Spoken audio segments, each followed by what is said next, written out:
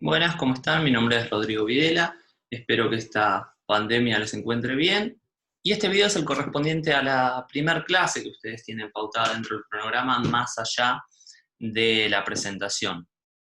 El primer texto que nosotros consideramos apropiado que ustedes lean para empezar a acercarse con el objeto de esta materia, que es la detención y desaparición forzada de personas, es el de Rosa del Olmo, donde ella se pregunta justamente si esto es un crimen o si es un castigo. Ella, en definitiva, en ese texto lo que intenta desentrañar es qué es la detención-desaparición en torno a esa pregunta.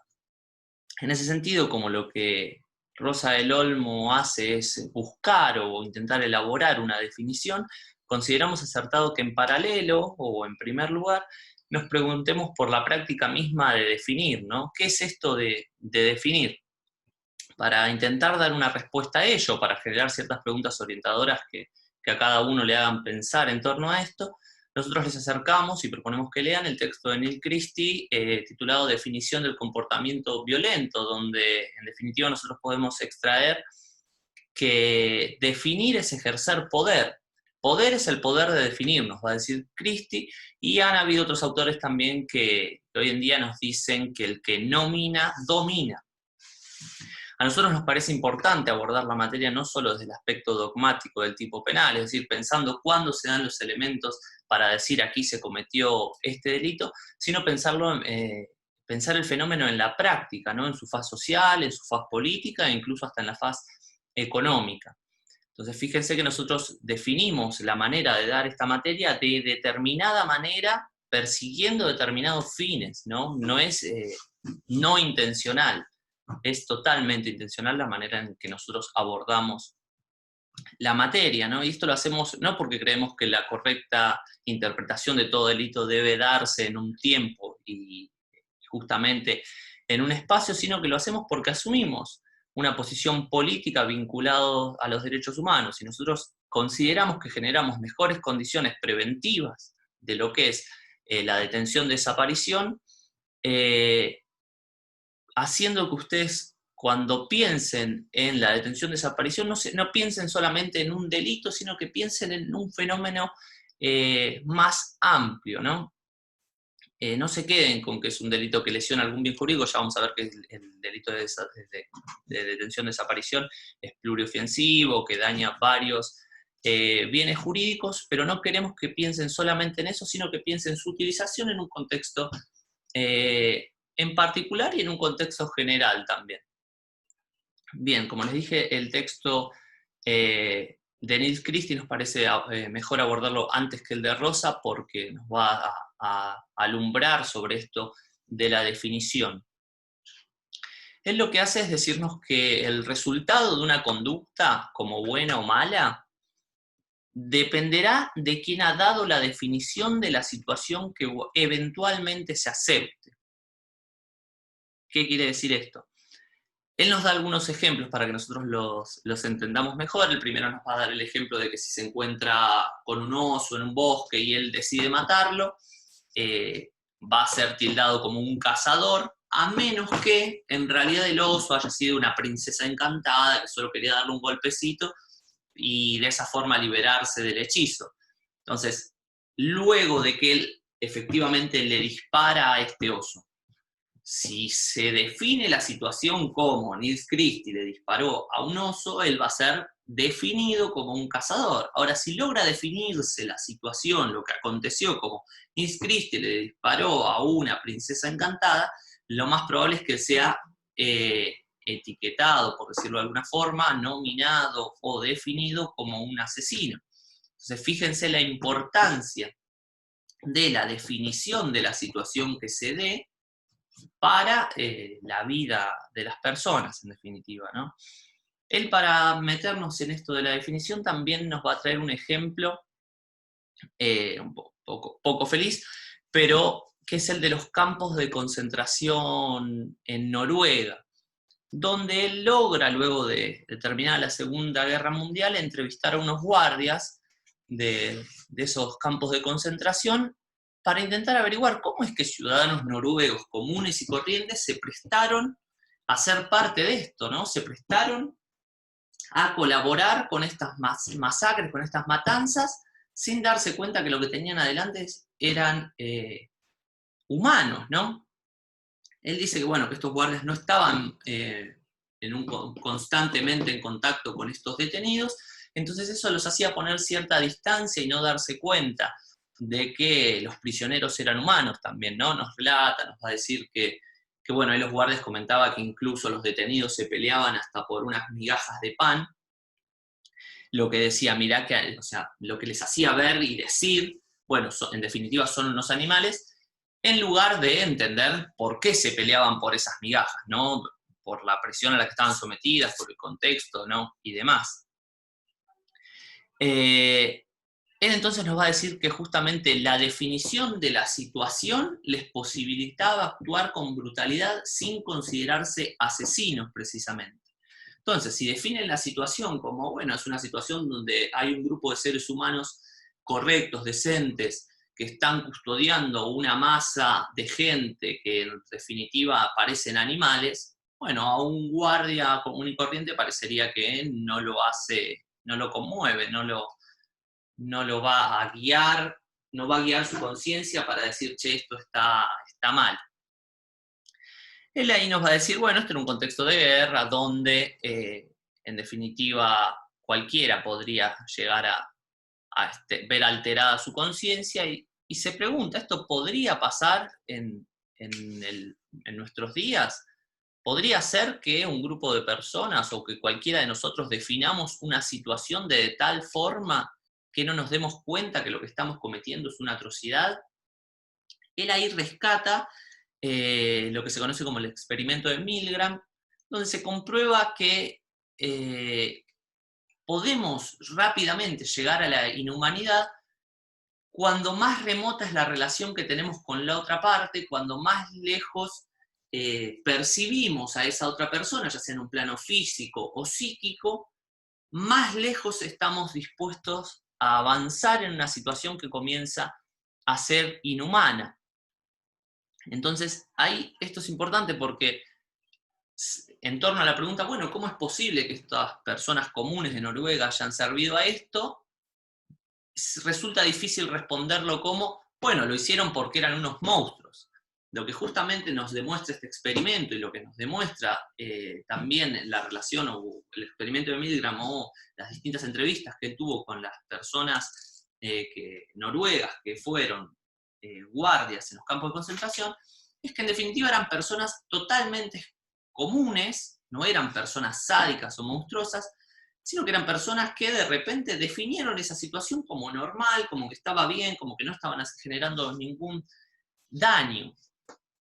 Él ahí en ese momento es donde luego después nos va a decir que no hay definiciones correctas, en definitiva, porque ¿cómo podríamos definir, o sea, qué tendríamos para comparar esa situación y decir, sí, esta es la definición correcta porque se corresponde con esta otra cosa, sino que lo que hay son definiciones más o menos útiles.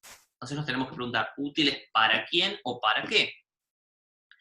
Él ahí es donde nos va a decir que, bueno, útiles para, o nosotros asumimos esta postura, para la garantización de los derechos humanos, y en definitiva, Christie va a decir puntualmente, útiles para aquellas personas que en la relación tengan la menor cantidad de poder.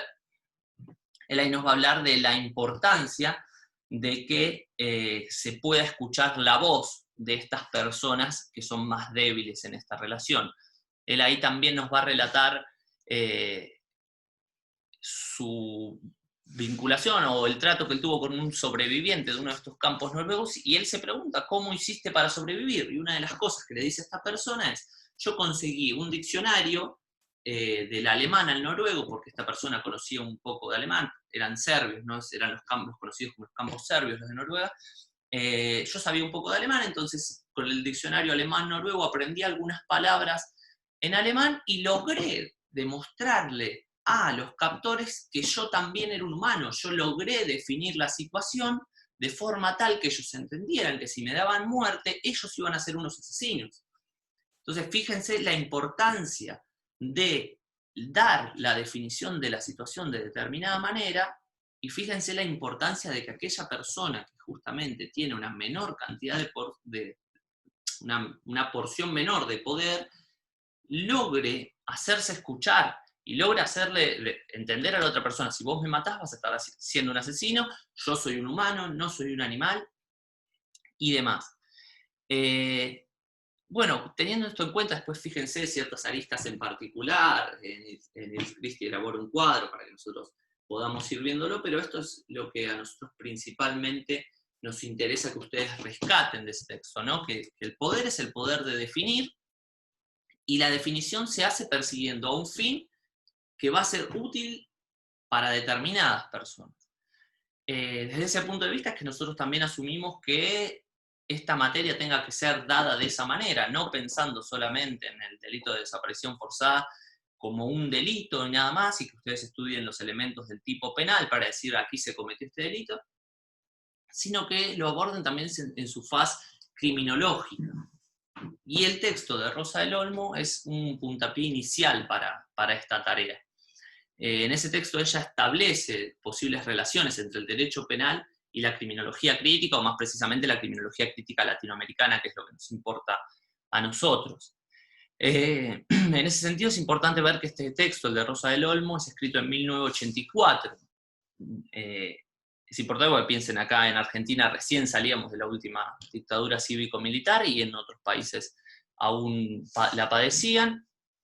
Y es importante que esto lo vean porque no es que es una académica que un día se despertó y dijo voy a escribir sobre la detención, desaparición forzada de personas, sino que es una persona, una académica que estaba viendo y padeciendo su realidad.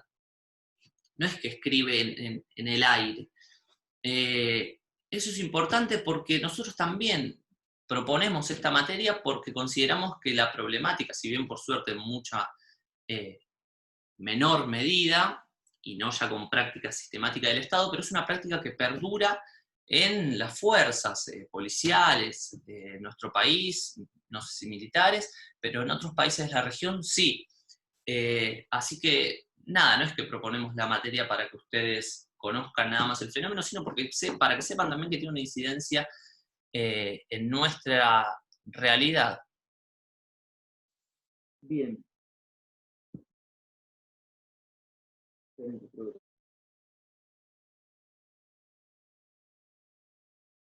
Salida integral, altavoces internos.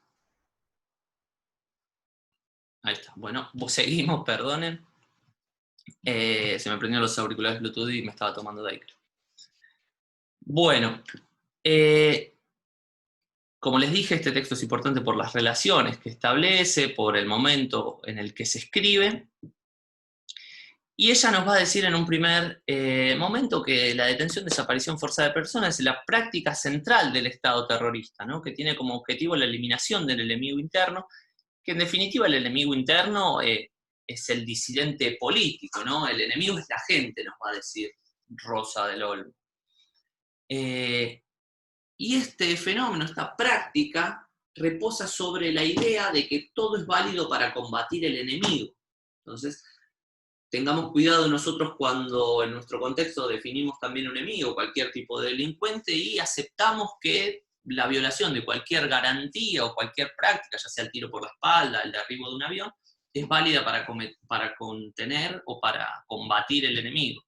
Fíjense cómo la historia nos enseña que siempre que se utilizó este discurso, terminamos en masacres.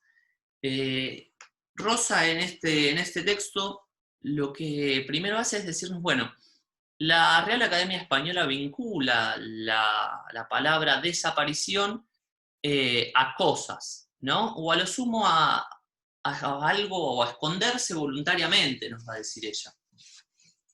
Y es algo que no cerraba con lo que estaba pasando en nuestra región, porque primero que no eran cosas las desaparecidas, y segundo porque nadie se estaba escondiendo voluntariamente, nadie se estaba sustrayendo de la visión de alguien voluntariamente. No era lo que estaba pasando. Ahí ella nos comenta que en una conversación que tiene con una de las madres de Plaza de Mayo, que vale la mención también de la importancia de la criminología activa no académica que elaboran las madres y abuelas, porque en definitiva hay quienes dicen que delitos tutelan bienes jurídicos, como si pudieran proteger algo, siendo que el derecho penal siempre llega tarde, siempre llega cuando el delito se cometió, pero fíjense la capacidad de la militancia para, en definitiva, realmente contener el avance de ese poder punitivo y proteger o estar más cerca de una protección real de bienes jurídicos, ¿no? Pero bueno, volviendo un poco al texto, ella nos comenta que una de las madres de Plaza de Mayo les dice que aceptar el concepto de desaparición por sí solo es aceptar un hecho consumado, pero que en realidad lo que hay que ver es el proceso previo que produce esa desaparición. Ese proceso previo justamente es la detención, por eso ya nos va a hablar de la detención-desaparición, porque una cosa es que alguien desaparezca y otra cosa es que lo detengan y lo desaparezcan, ¿no? Ese reconocimiento del paso previo de la detención, en definitiva, es el reconocimiento de la responsabilidad estatal de lo que pasó. Por eso a veces cuando alguien muere de frío en la calle decimos, bueno, murió de frío. No, murió de un abandono que condujo a que estuviera esa noche ahí y muriera helado. La importancia, ¿no?, siempre del paso previo. Ella nos va a hablar de federaciones de familiares, que dan una definición de la desaparición forzada en torno a que es un secuestro realizado por organismos de seguridad del Estado, y tiene la particularidad de que justamente el Estado no reconoce ninguna responsabilidad ni da respuesta a los habeas corpus, por ejemplo, que se presenten, y se procura mantener en el anonimato a la víctima. Ahí Rosa nos dice que la palabra secuestro está vinculada más a pedir un rescate, que en inglés se utiliza otra palabra que es abducir, se traduce como abducir, que ella considera que es más pertinente para hablar de esta práctica. Nos va a decir que justamente algo central en esto es que no se filtre información del lugar de detención de la persona.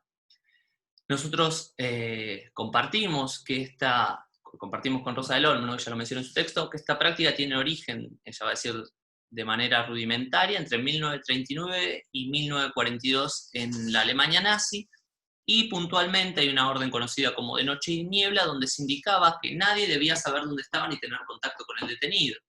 ¿Por qué esto de noche y niebla? Porque justamente se debía actuar como la niebla, entrar de noche, de repente que no se vea nada y de repente que no estén las personas que se quería desaparecer. Entonces, en base a esto, nosotros podemos ver que la práctica tenía objetivos concretos, ¿no? Y esto nos interesa porque no es que se detiene y se desaparece personas porque eran poco creativos y no sabían qué hacer con las personas y producto de una animalidad dijeron, bueno, vamos a detener y desaparecer, sino que era una práctica que reposaba sobre su propia lógica, ¿no? No es que fue el capricho mental, creo que va a decir Rosa del Olmo, de una junta militar. La práctica tenía objetivos concretos y reposaba sobre una lógica. ¿Cuáles eran estos objetivos? Bueno, en primer lugar, ella nos va a comentar la eliminación física del ámbito social de las personas consideradas opositoras a los gobiernos, la neutralización de toda organización y participación política y neutralización realizada justamente sobre la base del terror, ¿no? No te metas, nadie se quería meter, no te metas, ¿por qué? Vas a terminar así y demás. Eso era justamente lo que se buscaba, no solo desaparecer a esa persona, sino generar en su entorno el terror. Y dentro de esta lógica, ¿no?, uno de los objetivos, en definitiva, al no identificar el lugar de detención de la persona, lo que se quería hacer es impedir cualquier acción defensiva en su favor, ¿no?, ya sea también por el miedo que les producía a los familiares y también por la dificultad material real de saber dónde estaban y demás. Bueno, estos objetivos, como les decía, reposan sobre ciertos presupuestos. Si vamos a eliminar a alguien es porque consideramos que no lo podemos recuperar, así que uno de los presupuestos es justamente que el enemigo es irrecuperable, ¿no? Tenerlo detenido en una cárcel solo reforzaría su postura y su convicción política. Entonces, para eso hay que afirmar que es irreducable, por eso hay que exterminarlo directamente. el detenido desaparecido no debía aparecer para que no puedan poner al desnudo, nos va a decir Rosa, la maquinaria represiva del Estado, y como les decía, justamente, tener una incidencia directa o indirecta en el resto de la población o del resto de las personas cercanas. Además, otro de los elementos que había era que no tenían cárceles, si se los quería considerar delincuente, para tenerlos, para tener tantos y tantos detenidos. Por eso también uno de los motivos por los cuales se los tenía en centros clandestinos, o incluso nosotros conocemos los pelos de la muerte, se requería de la eliminación física de la persona. Bueno, ahí Rosa luego trae un texto de Eduardo Duhalde que habla de las ventajas del secuestro sin término. Y ahí él nos va a comentar justamente que, bueno, que no hay fusilamientos porque no serían culturalmente aceptados por nuestra sociedad, ¿no? Y además, una de las ventajas de este secuestro sin término es que se otorga ventajas estratégicas sobre los enemigos, ¿no? Porque el enemigo no sabía si esta persona estaba viva o muerta, si se la estaba torturando, se la podía torturar para que confesara y delatara a sus compañeros. A su vez también nos comenta cómo, bueno, al no ser tan visible esta práctica, la Iglesia no retiraba el apoyo, y en definitiva producía, como les comenté, un efecto disuasivo para que las demás personas se unan o disientan políticamente, ¿no? Es importante también tener en cuenta, y esto lo rescata Rosa del Olmo, como si bien en 1976 se establece legalmente la pena de muerte, nunca se firmó un ejecútese, se prefería justamente la pena de muerte ilegal. Entonces fíjense cómo incluso tenían noción de esto, una preferencia, era sabido y reposaba sobre el presupuesto que les acabo de comentar.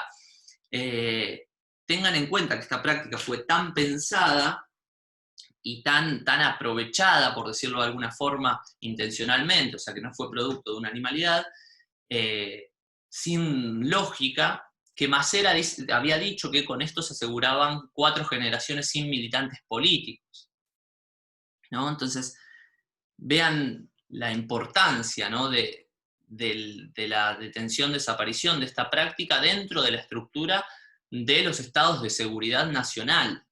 No fue de casualidad que en todos los estados de la región pasara lo mismo y de formas bastante similares, si bien con ciertas particularidades en cada lugar. Ni fue casualidad también que un uruguayo detenido en Argentina de repente apareciera de nuevo en Uruguay, o un argentino perseguido en Argentina fuera detenido y torturado en Chile. Tenía su lógica. Entonces hay muchas veces, y esto es importante para nosotros porque también es en definitiva la banalidad del mal, ¿no? Se cree que, bueno, eran locos que llegaron al poder y cometieron la masacre, pero no eran tan locos, tenían una lógica, y la práctica de la detención-desaparición era clave en esta lógica que poseían. Bueno, ante esto ella, de nuevo, retomando un poco las preguntas iniciales, se pregunta, ¿es un delito, ¿no? En este contexto donde los estados masacran poblaciones, ¿podríamos hablar de un delito?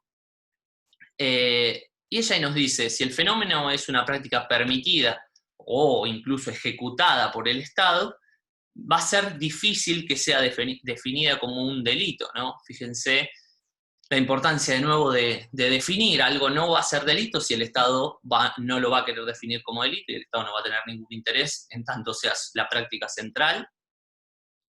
Y ella nos va a comentar que, bueno, en definitiva hay una necesidad de que sean los organismos internacionales los que se ocupen, siempre vinculados a la defensa de los derechos humanos, de la definición de esta práctica como un delito de los estados, ¿no? Porque si no, esto quedaría en la nada. Y bueno, más allá de que en definitiva los organismos internacionales no puedan ejercer un castigo efectivo, no deja de ser importante que sea definido como tal. Entonces, ahí podríamos cerrar la primera respuesta que ella nos da en torno a si es un delito y la importancia de que esto lo sea, ¿no? Hay una vulneración a los derechos humanos, debería de ser definido como delito. Y ahora dice, bueno, pero esto también no es un castigo, ¿no? Pensando en que fue una práctica pensada con fines específicos por los estados de seguridad nacional. ¿Cómo lo pensaban ellos? ¿No? No era utilizado como si fuera un castigo desde la perspectiva de los gobiernos, ¿no? Que utilizaban esta práctica. ¿No era un castigo? Es ella ahí en ese momento nos dice que es un castigo con las ventajas que les comentamos, que responde centralmente al estado de seguridad nacional. Como les dijimos, como se sabía irreducable el sujeto, el criterio fundamental por el cual se aplicaba la detención, desaparición a una persona, a un grupo de personas como castigo, era el que reposaba sobre la idea de peligrosidad de esa persona, ¿no? El peligro de ser peligroso. Videla también dijo, y está en alguna parte de este texto, que delincuente no era solo aquel que portaba un arma, sino aquel que difundía ideas contra los valores cristianos de la sociedad. Entonces, fíjense la importancia de nuevo de la definición, de definir a alguien como delincuente y a raíz de esa definición, de la imposición de esa etiqueta, quitarle la protección estatal, se podría decir, ¿no? Esto igual ya lo vamos a ir viendo en otras clases. Ella ahí nos va a decir que desde el punto de vista legal, el Estado de Seguridad Nacional piensa la detención-desaparición como una medida de seguridad, más que como una pena propiamente. Si bien sí como un castigo, pero particularmente nosotros lo podríamos pensar como una medida asegurativa, ¿no? Una medida de seguridad, donde lo que se busca no es readaptar al ciudadano para que no sea peligroso, sino que como era irreeducable, lo que se busca es adaptarlo a la muerte, nos va a decir ella, ¿no? En este sentido, ella nos dice, bueno, desde el punto de vista de los familiares, desde el punto de vista de los organismos internacionales, esto es definido como un crimen, es un crimen que cometen los estados. Desde el punto de vista de los gobiernos, esto es pensado y utilizado como un castigo en su faz de la medida asegurativa. Y ahora dice, bueno, ¿y los familiares cómo lo pensaron, no? Y ahí es donde ella se da cuenta que quizás sin explicitarlo puntualmente, los familiares pensaron la práctica como una detención y la práctica de la detención, desaparición como un castigo y como un delito a la vez, ¿no? Porque sabían que era un castigo que se les estaba intentando imponer a sus familiares por parte de los estados, a la par de que luchaban por el reconocimiento internacional de que lo que se cometía era un crimen y la importancia de la utilización de la palabra crimen también, ¿no? Hay algo que quería leerles para cerrar en torno a la importancia de la práctica, ¿no? Dentro de estos modelos de Estado totalitario, si se quiere, para que nos quede claro de que no era ninguna casualidad, ¿no? Primo Levi, en este texto que se los recomiendo, no es de lectura obligatoria para la comisión, pero si lo pueden leer en algún momento estaría muy bueno, nos va a relatar que en algún momento estaban por colgar a alguien por unas revueltas que había habido en uno de los campos de concentración. Primo Levi fue sobreviviente de Auschwitz, y él nos dice, el mes pasado uno de los crematorios de Birkenau ha sido hecho saltar por los aires. Ninguno de nosotros sabe, y tal vez no lo sepa nunca, cómo ha sido exactamente realizada la empresa. Él ahí nos dice, el hombre que va a morir hoy entre nosotros ha tomado parte de algún modo de la revuelta. Se dice que mantenía relaciones con los insurrectos de Birkenau, que ha llevado armas de nuestro campo, que estaba tramando un amotinamiento simultáneo también entre nosotros. Morirá hoy bajo nuestras miradas, y quizás los alemanes no comprendan que la muerte solitaria, la muerte de hombre que le ha sido reservada, le servirá de gloria y no de infamia. Fíjense cómo Primo Levi advierte esto de la muerte solitaria, la muerte de hombre, no morir en el anonimato, cómo la rescata como un valor en sí mismo, ¿no? Entonces, como contracara, fíjense cómo la práctica de la detención, desaparición, donde ni siquiera se sabe dónde están los cuerpos hoy en día, muchos de los cuerpos, buscaba eso, ¿no? Generar ese miedo, quitarle la calidad de hombre a alguien y que muere en el anonimato. En ese sentido, algo parecido relata Hannah Arendt en Eichmann en Jerusalén, en este libro, que también les recomiendo que lo lean, donde ella desarrolla todo el concepto de la banalidad del mal, y de nuevo insiste en que no eran ningunos animales, sino que eran personas comunes que en determinadas circunstancias lograron adormecer su conciencia y no darse cuenta de, no es que, bueno, tampoco eran víctimas y no se daban cuenta, ¿no? Pero justamente está ahí lo central de la banalidad del mal. Les permitía justamente definir la situación de forma tal que cometiesen estas atrocidades o las tolerasen. Y dice, uno de los refinamientos propios de los gobiernos totalitarios de nuestro siglo consiste en no permitir que quienes a él se oponen mueran por sus convicciones la grande y dramática muerte del mártir. Muchos de nosotros hubiéramos aceptado esta clase de muerte, pero los estados totalitarios se limitan a hacer desaparecer a sus enemigos en el silencio del anonimato. Fíjense cómo es una pieza central de los estados totalitarios esta, la de detener, desaparecer y dar esa muerte en el anonimato para generar terror y que nadie intente disentir políticamente. Bueno, con esto podríamos ir cerrando. Es importante que ustedes trabajen los dos textos y logren visibilizar estas dos cosas.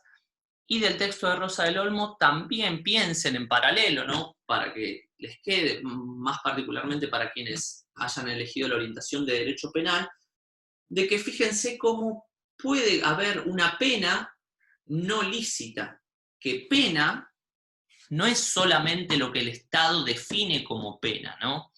En definitiva, el Estado había definido la pena de muerte legal, pero así todo no decidió ejecutarla de forma legal, sino que ejecutó una pena de muerte ilegal. ¿Por qué es importante esto? Porque a nosotros nos sirve, nos abre la puerta para pensar justamente las penas ilícitas. ¿Qué pasa cuando nosotros condenamos a alguien a 5 años de prisión, pero en la cárcel está sometido a condiciones de inhumanidad? ¿Qué pasa? ¿Es la pena legal? ¿Es la pena que nosotros le habíamos prometido a esa persona? ¿O es una pena ilegal que sobrepasa el umbral de sufrimiento que habíamos acordado esa persona iba a padecer? Entonces, fíjense cómo si solamente pensamos en la pena como aquello definido por los estados, muchas veces nos estamos cobrando gratis, si se quiere, o incluso obviando y no pudiendo introducir al análisis criminológico y penal, bueno, estos padecimientos, ¿no? No los podemos incluir porque solo nos quedamos en que no, pena es lo que el Estado define como tal, como una respuesta a un hecho defectuoso, ¿no? Veamos, cada uno sabrá o irá pensando cuál es esa respuesta que se da. Bueno, cualquier cosa, tienen nuestros contactos, nos escriben y nada, lean los textos. Nos estamos viendo.